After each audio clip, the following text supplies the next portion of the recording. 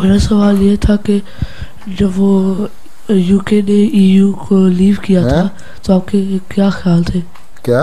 जब वो यूके ने ईयू को लीव किया था, ऊंची बोलो जरा।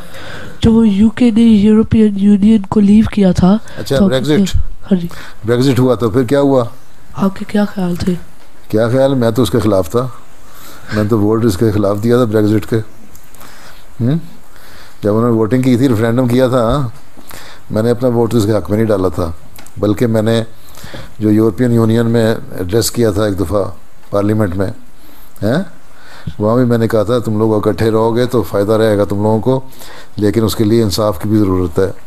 हर एक मुल्क को उसके हक दो और इंसाफ से अपने चलाओ।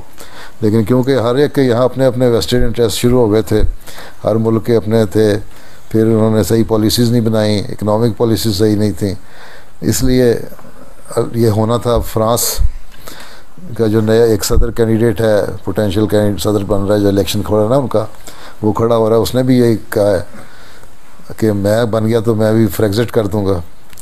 फ्रेग्जिट फ्रांस के लिए, फ्रेग्जिट मतलब फ्रांस का एग्ज़िट, ब्रेग्जिट का मतलब ब्रिटिश एग्ज़िट हो गया ना, तो वहाँ फ्रेग्जिट। फिर जर्मनी वाले, फिर हॉलैंड वाला है वील गेल्डर जो है, वो कहता है मैं भी निकल जाऊँगा।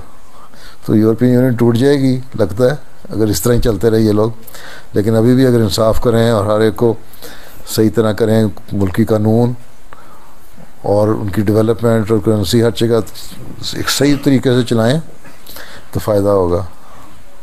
ठीक है, नहीं तो ख़त्म हो जाएंगे, फिर वो एक एक मुल्क बन जाएगा, फिर जो बड़े मुल्क हैं फिर इनको खाना शुरू कर देंगे।